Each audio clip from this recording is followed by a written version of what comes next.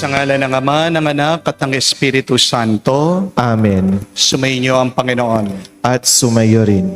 Mga kapatid, sa araw na ito ating ginugunita ang banal na kapistahan ni San Ezequiel Moreno. Isa siyang Kastilang misyonaryo, Agustinian Recollect, na na-assign dito sa Pilipinas. Siya po ay nagpahayag ng mabuting balita, nagturo sa mga bayan doon sa Mindoro, sa Batangas. Pero ngayon, siya po ay hinirang bilang patrono pintakasi na mga may sakit sa kanser. Dahil nung nabubuhay po si San Ezequiel Moreno, nagkaroon din po siya ng kanser sa kanyang ngala, cancer of the palate. Pero hindi naging hadlang ang kanyang sakit para tumigil sa pagpapahayag ng mabuting balita. Si San Ezequiel Moreno po ay naging simbolo ng pag-asa ng napakaraming tao. At isa po ako sa magpapatotoo na mabisa ang kanyang panalangin. Dahil sa araw po ito, dapat wala na ako. 2 years ago, ako po ay nadulas sa banyo. Akala ko po, ako'y patay na. Pero pagkakita ko, wala akong nabaling buto. Hindi po ako nasugat. Hindi nabagok ang aking ulo. Ito po ay dahil sa panalangin ni San Ezequiel Moreno. Dahil niyaya nila ako noon na magnovena, na magmisa sa simbahan ni San Ezequiel Moreno. Ang mga santo ay mga kaibigan natin. Ang mga santo ay gabay natin mas malapit sa Diyos.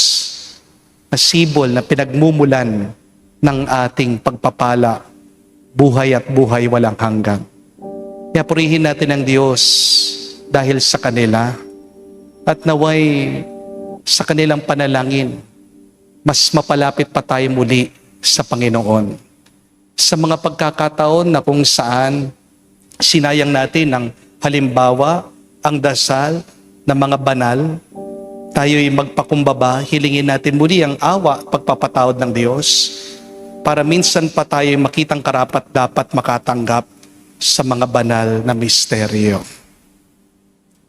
Inaamin ko Sa makapangyarihang Diyos at sa inyo mga kapatid, na lubha akong nagkasala sa isip, sa salita, sa gawa, at sa aking pagkukulang. Kaya isinasamo ko sa mahal na Birheng Maria, sa lahat ng mga anghel at mga banal, at sa inyo mga kapatid, na ako'y ipinalangin sa Panginoong ating Diyos. kawan tayo na makapangyarihang Diyos, patawarin tayo sa ating mga kasalanan, at patnubayan tayo sa buhay na walang hanggan. Amen. Panginoon, kaawaan mo kami. Panginoon, kaawaan mo kami. Kristo, kaawaan mo kami. Kristo, kaawaan mo kami. Panginoon, kaawaan mo kami. Panginoon, kaawaan mo kami. Manalangin tayo. Ama naming makapangyarihan, dahil sa natatanging sigasig at malasakit ni San Ezequiel Moreno upang sa lahat ang mabuting balita ay maihatid. Ang iyong sambayanan ay binigyan mo ng malawak na saklaw sa daigdig bilang tugon sa kanyang pagdalangin. Lagi nawang magkaroon ng bagong bugso ng pananalig at kabanalan sa pamagitan ni Jesucristo kasama ng Espiritu Santo, magpa sa walang hanggan. Amen. Pagbasa mula sa aklat ni Propeta Ezequiel. Sinabi sa akin ng Panginoon, "Tao, magpahayag ka laban sa mga pinuno ng Israel. Sabihin mong ipinasasabi ko, nakatakda na ang parusa sa inyo, mga pinuno ng Israel. Sarili ninyo ang inyong iniintindi at hindi ang mga tupa. Iniinom nyo ang gatas, nagdaramit kayo ng lana, nagpapatay ng mga pinatabang hayop, ngunit hindi nyo pinakakain ang mga tupa. Bakit hindi nyo pinalalakas ang mahihina, ni ginagamot ang mga may sakit, ni hinihilot ang mga pilay? Bakit hindi nyo hinahanap ang nawawala, ni binabalik ang nalalayo? Sa halip ay ginagamitan ninyo sila ng kamay na bakal. Sila'y nangangalat at nilalapa ng mababangis na hayop pagkat walang pastol. Ang mga tupa ko'y nagkalat sa mga bundok, burol at sa lahat ng panig ng daigdig, ngunit walang ibig humanap sa kanila. Dahil dito, mga pinuno, dinggin ninyo aking sinasabi. Ako ang Diyos na buhay. Ang mga tupa ko'y pinipinsala at nilalapa ng mababangis na hayop pagkat walang nangangalaga. Hindi hinahanap ng mga pastol ang aking mga tupa. Sa halip na alagaan nila ang mga ito, ang sarili nila ang binubusog. Kaya nga makinig kayo mga pastol. Pakinggan ninyo itong aking sinasabi. Laban ako sa inyo. Pananagutan ninyo ang nangyayari sa aking mga tupa. Hindi ko na kayo gagawing pastol upang hindi na niyo mabusog ang inyong sarili. Ilalayo ko sa inyo ang aking mga tupa at hindi na niyo mapakikinggan ang mga ito. Ito ang pinasasabi ng Panginoon. Ako mismo ang maghahanap at mag-aalaga sa aking mga tupa. Ang salita ng Diyos. Salamat sa Diyos. Pastol ko'y Panginoong Diyos, hindi ako magdarahop. Pastol ko'y Panginoong Diyos, hindi ako magdarahop. Panginooy aking pastol, hindi ako magkukulang. Ako'y pinahihimlay sa mainam na pastulan at inaakay niya ako sa tahimik na batisan. Binibigyan niya ako ng bagong kalakasan. Pastol ko'y Panginoong Diyos, hindi ako magdarahop. At sang-ayon sa pangako na kanyang binitawan, sa matuwid na landasin doon ako'y inaakay. Kahit na ang daang ito'y tumatahak sa karimlan, hindi ako matatakot pagkat ika'y kaagapay, ang tungkod mo at pamalo, ang gabay ko at sanggalang. Pastol ko'y Panginoon Diyos, hindi ako magdarahop.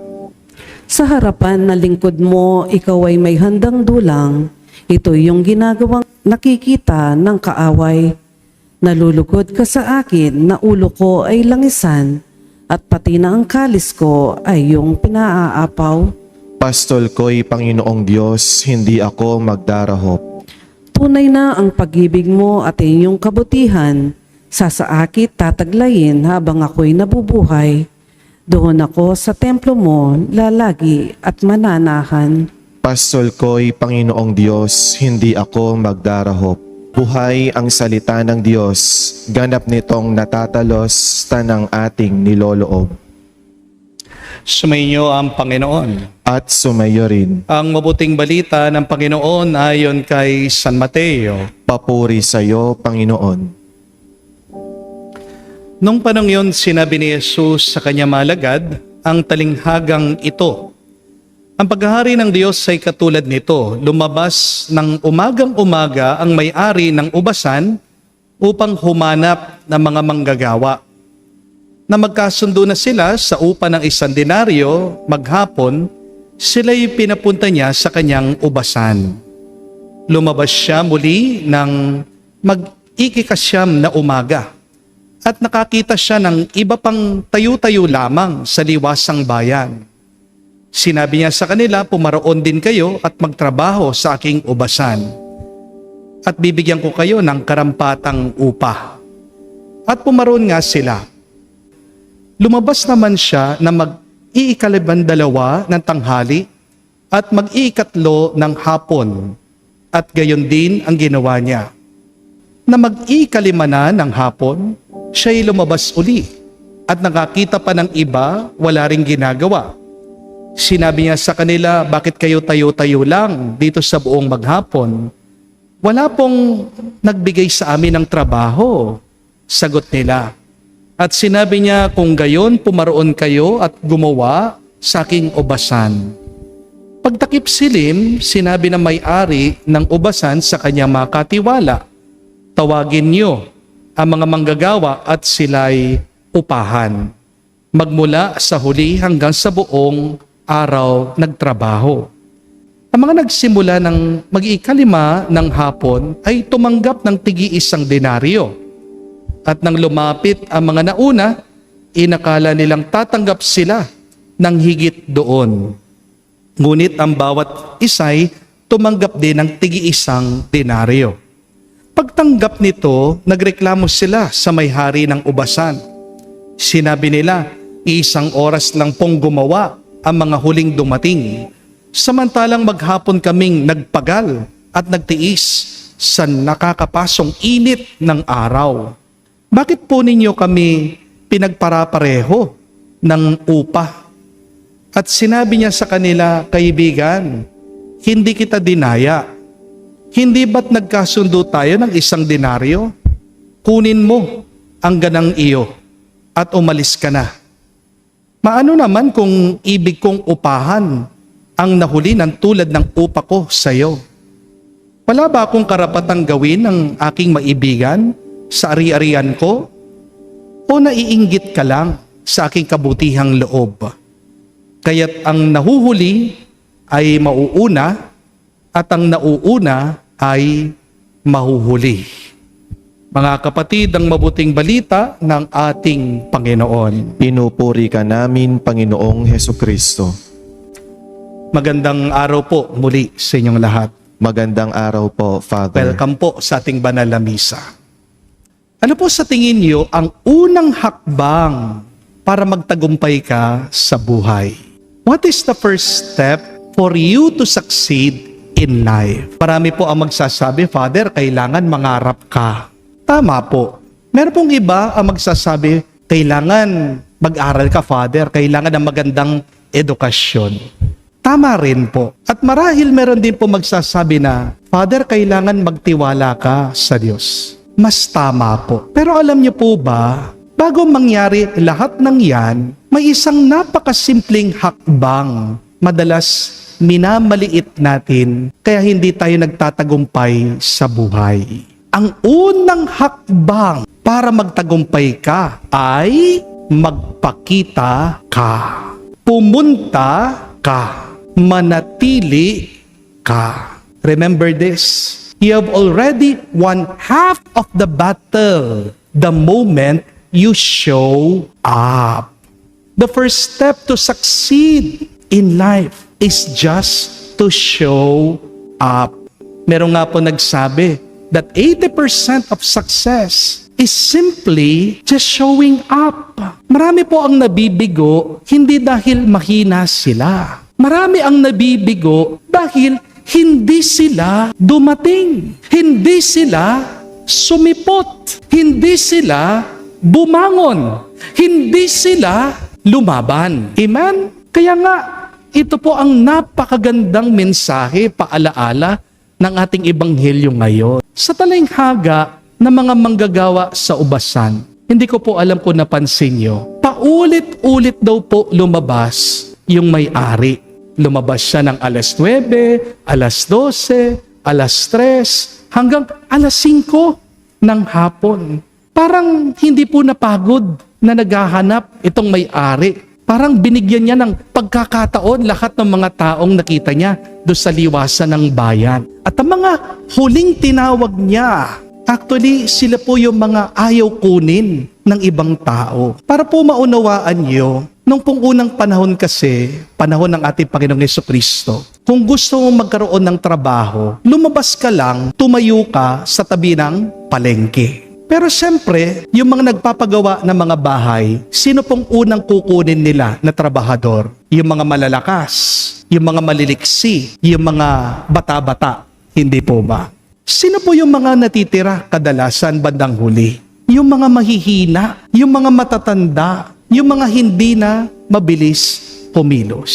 Pero pansin niyo po, kung anong ginawa ng mga trabahador, kahit na walang kumukuha sa kanila, hindi pa rin sila umuwi. Hindi sila sumuko. Nandun pa rin sila. Umaasa na may kukuha sa kanila. Ang mabuting balita, dahil nanatili sila, natagpuan sila ng may-ari. At dahil natagpuan sila, pinagtrabaho sila. At dahil pinagtrabaho sila, pinagpala sila. Mga kapatid, kung alas 12 pa lang po umuwi na itong mga taong ito dahil disappointed sila, dahil nalungkot sila, makikita po ba sila ng may-ari? Hindi po. Di po ba? Kung sinabi nila, ayoko na, wala nang pag-asa, wala na akong chance, magkakaroon po ba sila ng sweldo? Hindi po. Hindi po ba? Ang himala ay dumating dahil nanatili sila.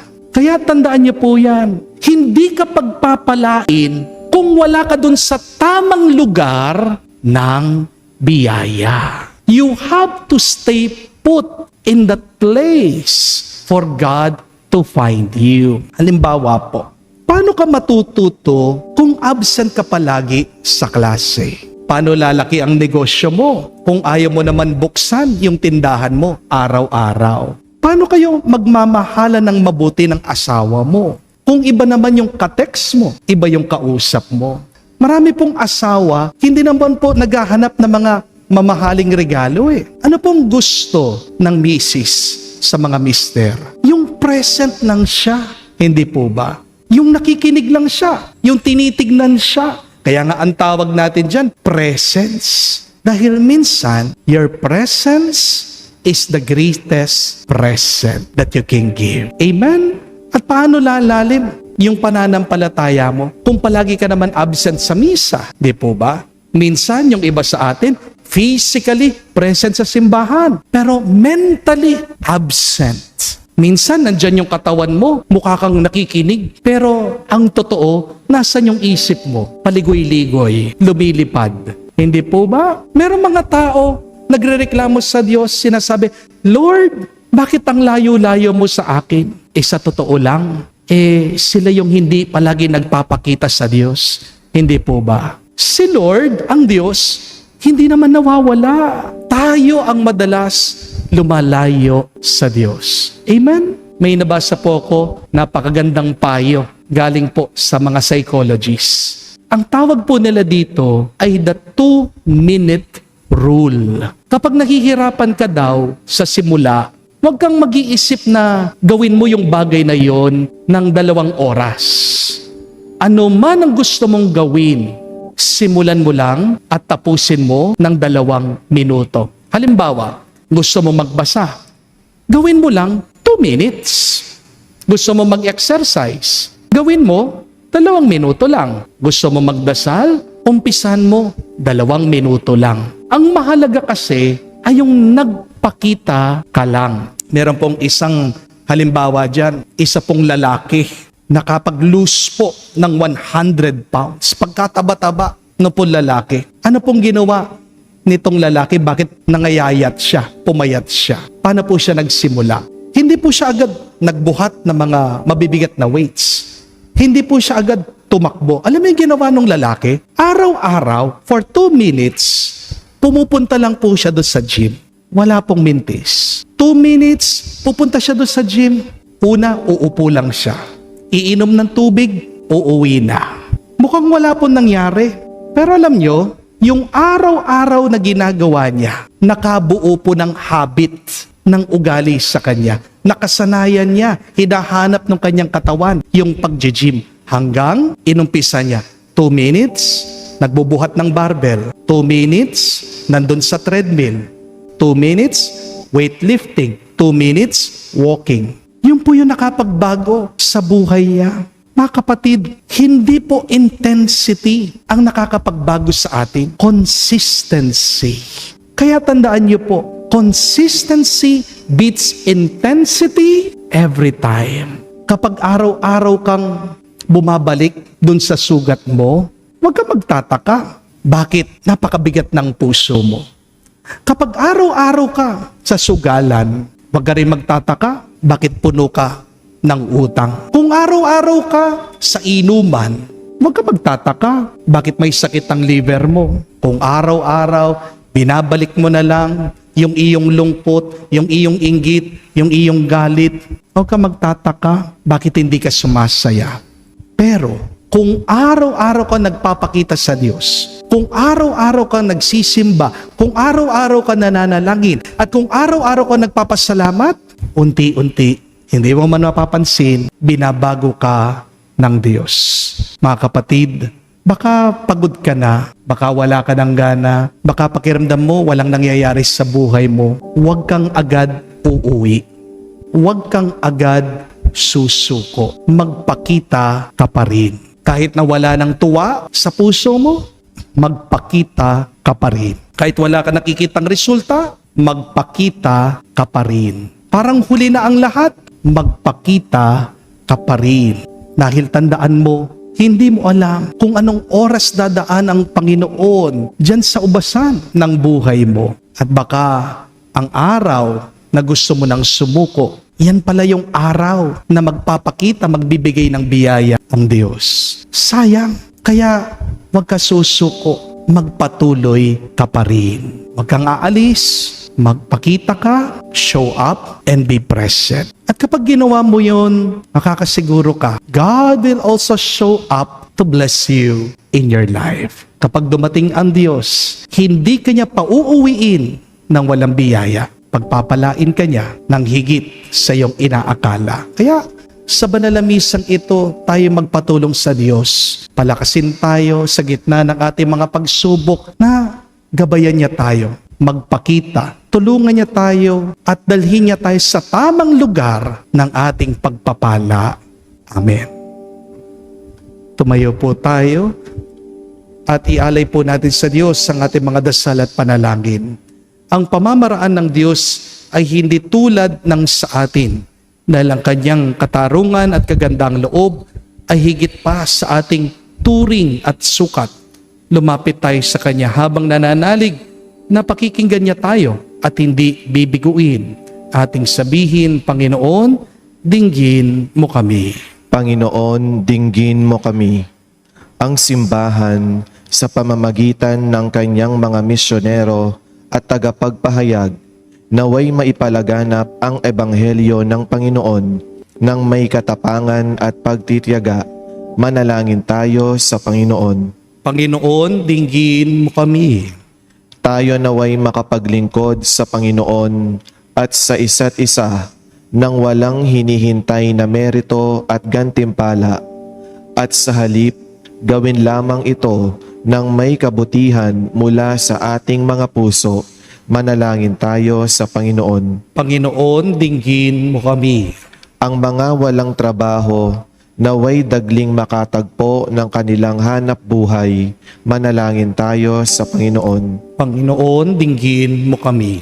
Ang mga may sakit at mga nagdurusa, naway masiyahan sa kalinga at unawa ng kanilang pamilya at mga kaibigan. Manalangin tayo sa Panginoon. Panginoon, dinggin mo kami.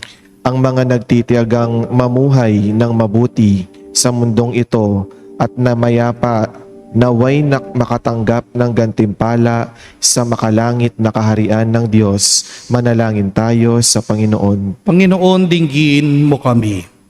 Sa katahimikan po ng ating puso, sabihin natin sa Diyos ang ating mga personal na pangangailangan.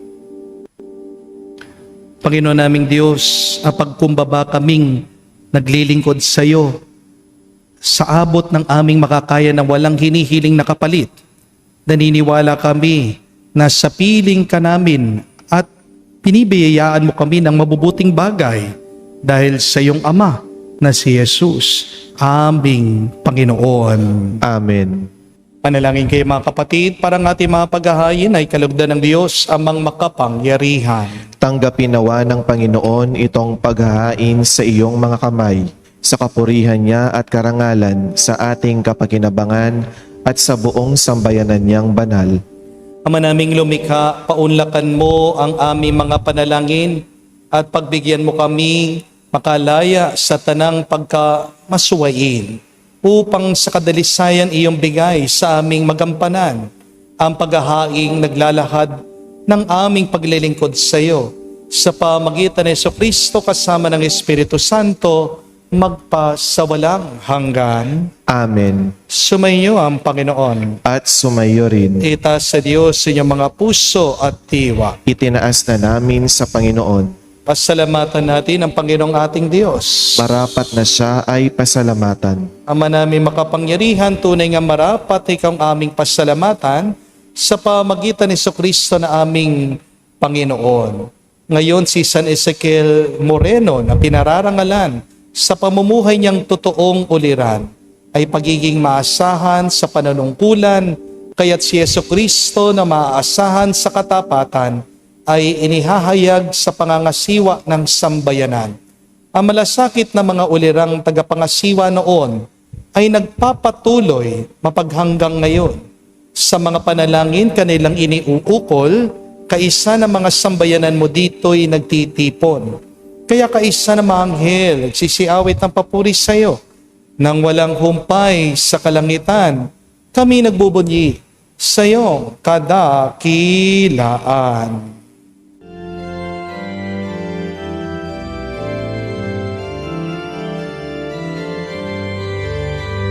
Santo, Santo, Panginoong Diyos ng mga hukbo, napupuno ang langit at lupa ng kadakilan mo.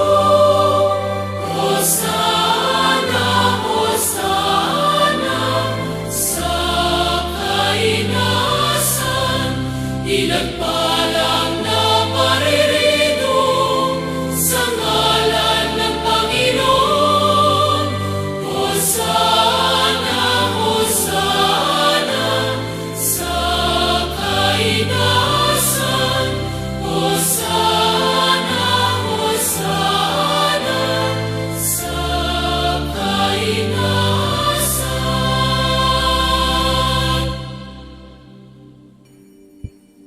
Ama naming banal, ikaw ang bukalan tanang kabanalan.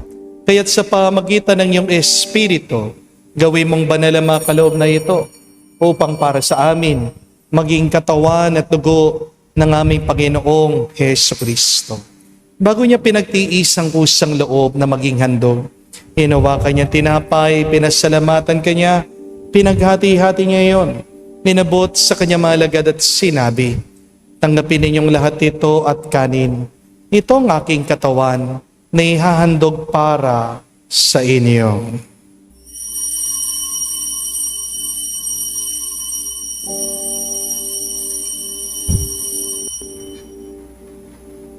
Gayon din naman na matapos ang hapunan, hinawakan niyang kalis. Muli kanyang pinasalamatan. Nabot niyang kalis sa kanyang malagad at sinabi, tanggapin ninyong lahat ito at inumin. Ito ang kalis ng aking dugo, ng bago at walang hanggan tipan. Ang aking dugo na ibubuhos para sa inyo at para sa lahat, sa pagpapatawad ng mga kasalanan. Gawin ninyo ito sa pag-alaala sa akin.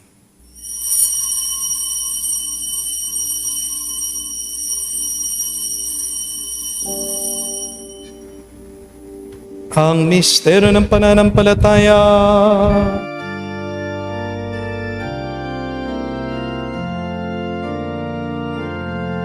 Si Kristo ay namatay, si Kristo ay nabuhay, si Kristo ay babalik sa wakas, sa wakas ng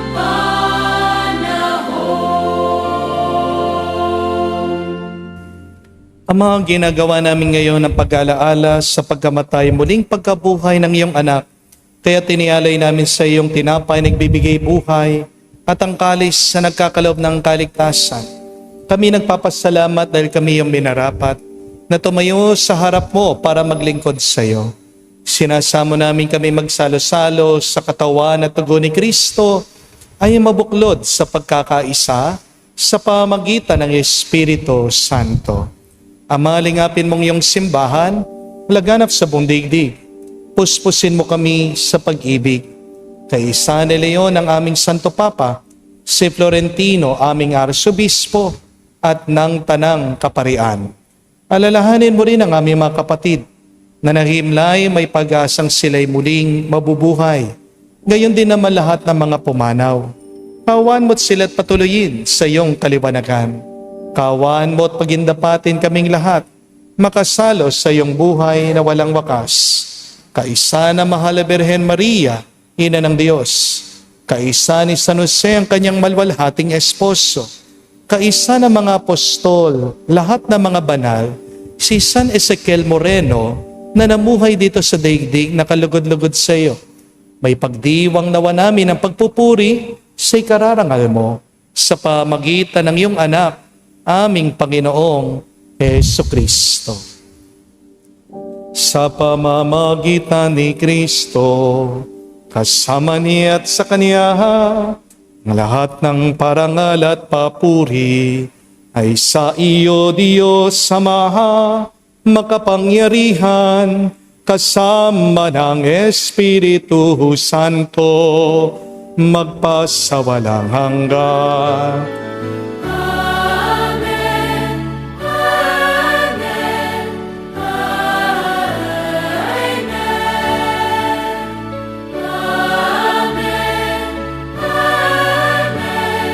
Amen. Sa nakagaling na utos sa turo ni Jesus sa Panginoon natin at Diyos, ipahayag natin ang lakas loob.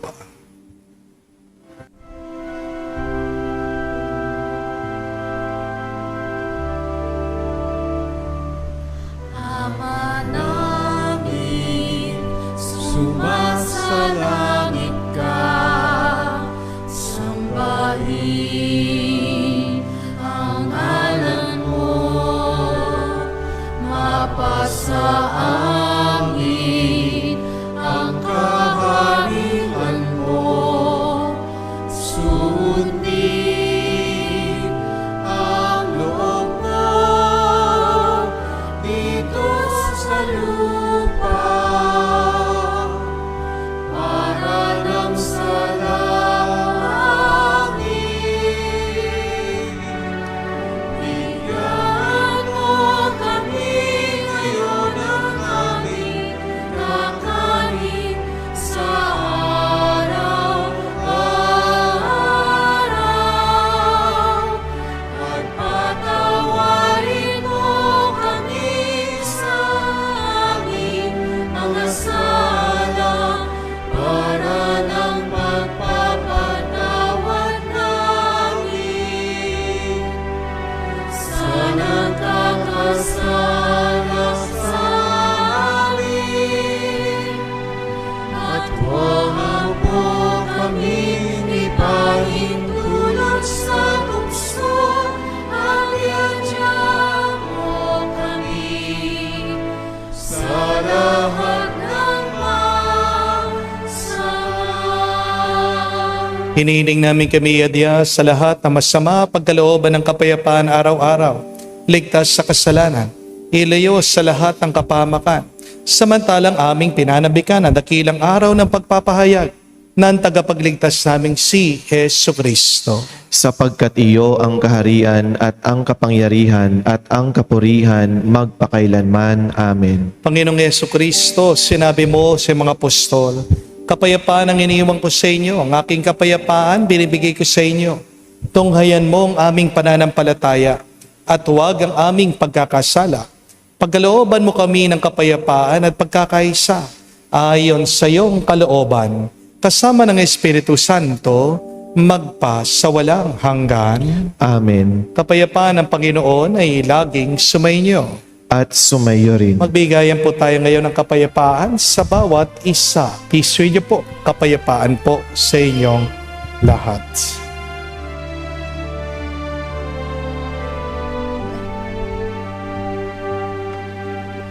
Kordero ng Diyos na nag-aalis ng mga kasalanan ng sanlibutan, maawa ka sa amin.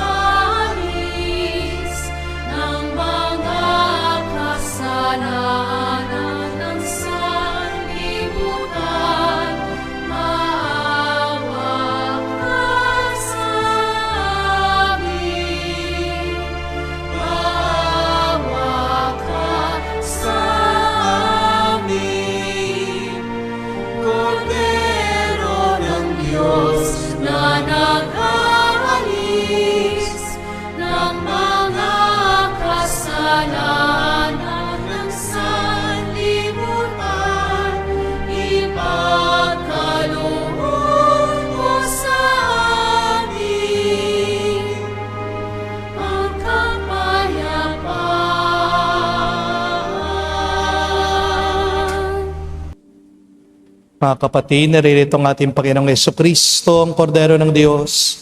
Siya nag-aalis sa mga kasalanan ng sanlibutan. Mapalad tayong lumalapit sa piging ng Kordero. Panginoon, hindi ako karapat-dapat na magpatuloy sa iyo, ngunit sa isang salita mo lamang ay gagaling na ako.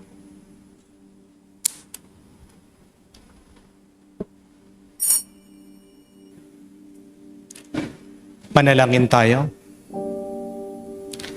Ama namin mapagmahal, ang pagsasalo namin sa banal na pakikinabang ay magpalakas nawa sa aming pananampalataya na itinuro sa mga apostol at pinagmalasakitang ipalaganap ni San Ezequiel Moreno sa pamagitan ni Jesucristo kasama ng Espiritu Santo magpa sa walang hanggan. Amen. Ang kapatid, tandaan nyo, ang unang hakbang para tayo'y magtagumpay ay yung magpakita lamang tayo. The first step to succeed in life is just to show up. Saan ka kailangan magpakita ngayon sa iyong buhay? Alam ko, madalas nasisiraan tayo ng loob kasi palagi tayong nakatingin doon sa bunga, sa resulta. Pero dapat ang tingin natin ay palagi doon sa nagbibigay ng bunga, ang Diyos. Talagang titigil ka dahil hindi naman lahat otomatiko na makikita mo uusbong yung bunga ng iyong kapaguran. Pero kung magtsatsaga ka, kung magpupursige ka, kung magpapatuloy ka, at kung naniniwala ka na darating din ang tamang panahon na ikaw ay pipiliin ng Diyos, yan ang magbibigay sa iyo ng pag-asa. So keep showing up. Show up in your relationship kahit na minsan nagiging malamig na ang iyong feelings sa bawat isa. Show up in your check-up. Show up in your medical procedure. Alam ko po, yung mga iba sa inyo, nagpapakimo, nagpapadialysis, pagod na, pero kung titigil ka, masiiksi ang buhay mo. Di po ba? Yung mga nag-aaral sa inyo, mga nagbo-board exam, show up. Pakita ka sa classroom, sa iyong pag-aaral. Dahil kapag ikaw ay nandun sa tamang lugar, dadaan din ng Diyos, makikita ka niya, at diyan kanya pagpapalain ng sobra-sobra. Sumainyo ang Panginoon. At sumayo rin. At kayo basbasa ng Diyos, makapangyarihan sa lahat, sa ngalan ng Ama, ng Anak, ng Espiritu Santo. Amen. Ang ating misa ay natapos na, humayo kayo sa kapayapaan ni Kristo. Salamat sa Diyos.